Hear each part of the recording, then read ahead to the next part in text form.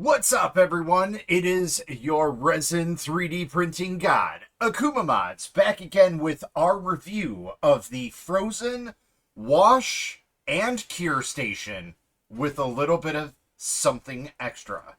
Let's take a look.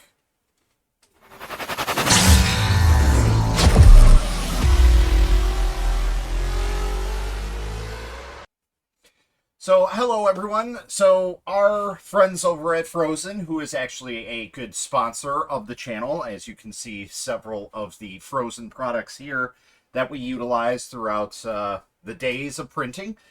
This is their newest wash and cure station. However, it is not just your typical wash and cure station. It also has a dry feature on it. So, that is what makes this set itself apart from any of the other wash and cure stations that are out there currently. The biggest problem I will say about this system, though, is the fact that it's only so tall.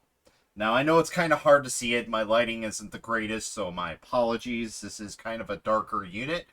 I kind of like that, but this is what it looks like all in all. And you see there's another extra piece in there. So this is just like all the newer units where they actually come as two separate units. So you have a wash unit and you have a cure unit. And both of them work very, very well. But the problem lies with the cure unit. So once we take out the base and everything, this is the base for the wash unit, which is very, very nice, very compact. And here we have our curing unit, which is really, really nicely designed. I like the way that everything fits together. We also have some LEDs on the bottom, which is not something you typically see on most of the cure units nowadays. They usually just have a reflective film. I think this is even better than most of the other ones because it has that ability to cure the bottom as well.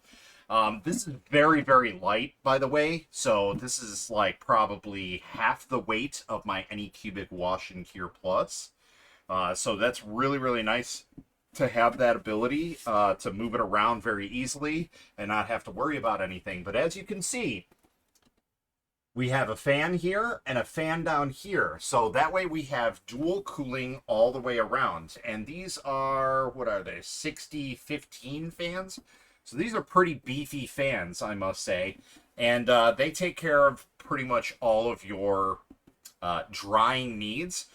So that's something, I guess, is kind of an issue. It's not a big issue for me. I usually just let stuff dry while I'm working on other prints or other printers. And that way, by the time I'm done working and setting up another printer, pretty much my models are done. But if you're someone who needs stuff done in a very quickly manner, this is probably your best bet. But again, to go back to the issue of basically the size of this. The issue is this is a nice setup and everything. But the problem is the height on it. It only has an X amount of height for the models. So if you have large machines like the Mega, the Anycubic M3 Max, the Elegoo Jupiter, even some of the medium-sized printers, the GK2, the Elegoo Saturn, the Phrozen Mighty 8K, you name it, all those medium-sized printers which seem to be becoming the standard size nowadays, this will only work so far to your advantage because it only has X amount of height. It's probably only about 200 and so millimeters, I want to say. So that's really where this kind of downfalls a little bit. But again, it does pick up because it has that 3 process stage where it washes, it dries, and it cures, which is really, really nice. So this system sets up for the dry and cure. So obviously you take your wash system with your bucket and everything. And this bucket is just like any other bucket that you have for the large size wash and cure stations. This holds up to 8 liters, and you can go higher, but you definitely don't want to go up past that max. That's probably the best bet. There is a nice wash basket in here, the same as everybody else's. So this is pretty much just a copy of everybody else's. How it is on the systems. So as you can see, this is a very basic setup for the wash system. It's just a digital gauge, essentially, where you just have your timer on there. You set it to whatever you need to, and it'll wash it. For me, I use the 6-10-6 rule. And for this, it's a little different because, well, you're set up at a specific time frame. So I usually wash for 6 minutes, dry for 10 minutes, and cure for 6 minutes. That usually seems to be pretty good. Now, obviously, if you're using some more industrial style resins or heavy duty resins, maybe some flexible type resins, oddities, not your standard resin or your ABS or anything like that. Something that you spent a little bit more money on, you would actually do some extra processing besides that, and obviously you would want to cure that a little bit longer to help bond in that process. Now, I'm not saying that you guys have to use my rule, but that's just my base settings for my rule. And depending on the size of the print, sometimes it can go up to 10 to 20 minutes. But I will say I probably will never, ever utilize past 20 minutes unless I'm, like I said, using a very, very special resin that requires that type of thing. And if I do, that usually means that it requires other processing steps besides that. So either way. I think this is a great process. However, like I said, the downfall of it is the size. So I'm going to let you guys choose and decide whether or not that's a good thing for you. But I will say that this is probably the best all-in-one system that you can possibly buy if you're looking to get into resin printing. But like I said, it is limited to its size. I know I'm keep repeating myself, but that's something I'd like to just drill inside your head, just so you guys are aware that the size does make a huge difference in this aspect. And yes, that is what she said. So yeah, basically, like I said, this is a 2-system setup. We have our wash and cure and our wash, our cure, our dry and cure. If I can talk today, that would be great. So, fantastic setup. However, there is no lid for the wash system. There's just your lid that you have for the actual bucket, which is not the end of the world. It's perfectly fine. I kind of like that design because it makes it super compact, and I can actually move it this way instead of having it this way facing out and taking up more real estate on the left and Y, or not horizontal, vertical. No, horizontal. I don't know, whatever. You guys get the point. So it is a really nice looking system, but like I said, the downfall of it is the size type of it.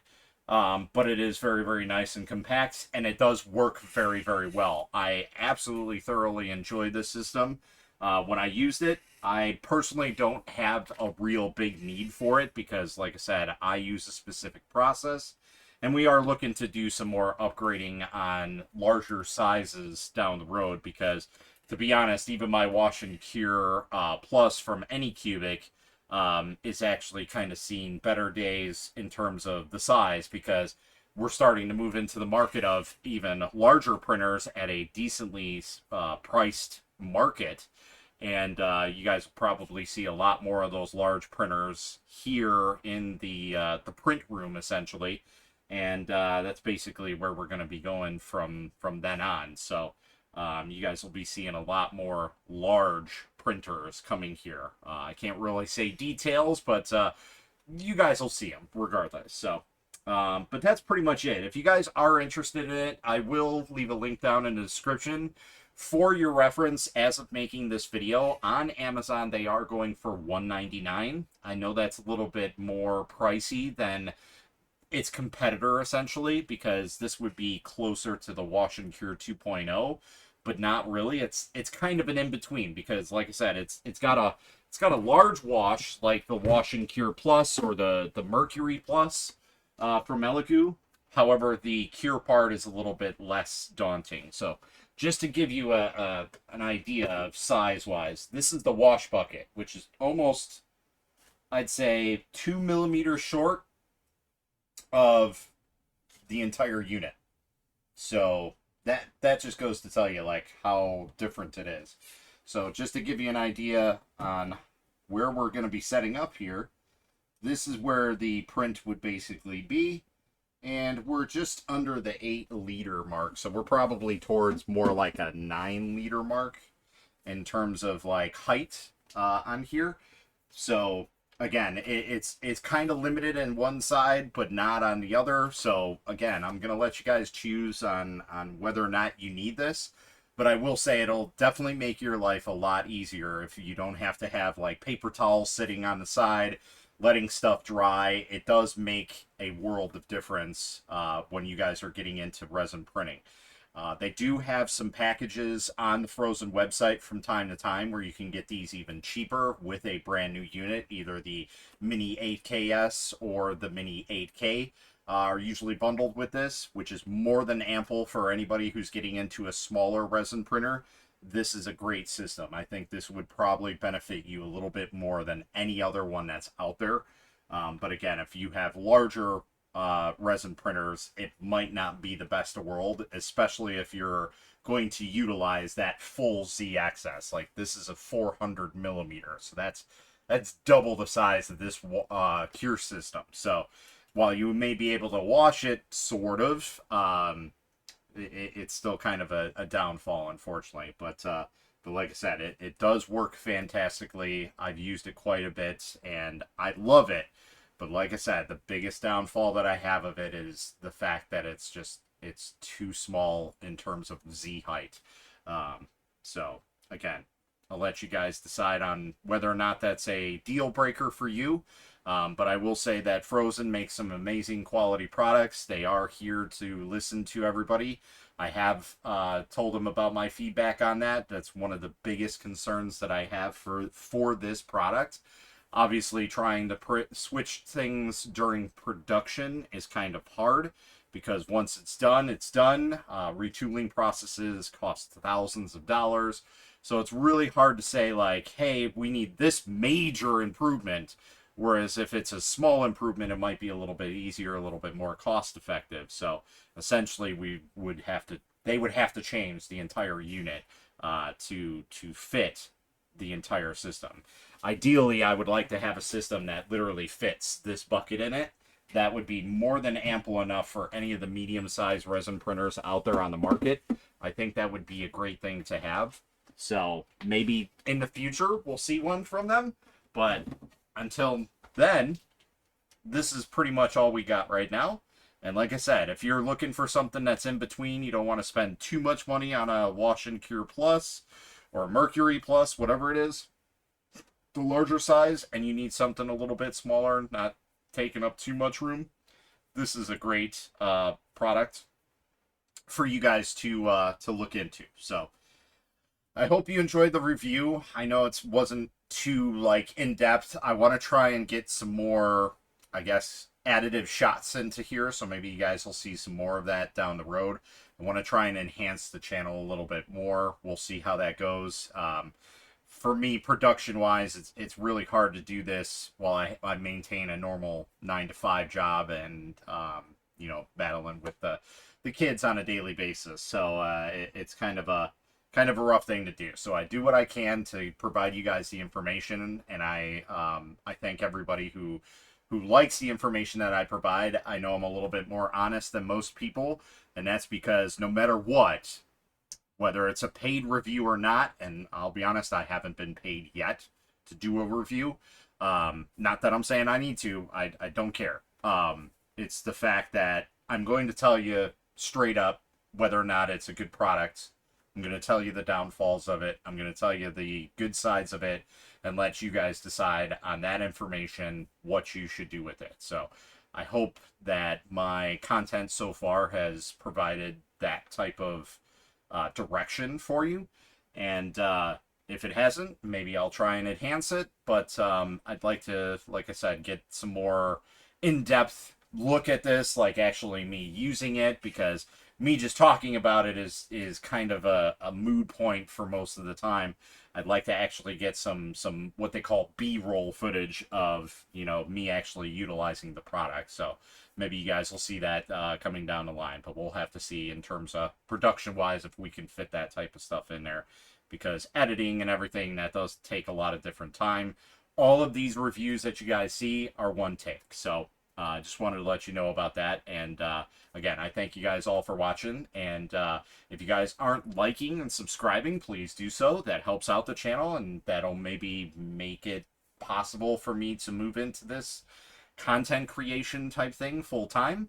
I don't see that happening anytime in the future unless I get hundreds of thousands of followers, which would be astonishing. But yeah, I'm only so big in the huge pond of 3D printing. But I thank you guys all for watching, and that's pretty much all I got. So, till next time, guys, happy printing.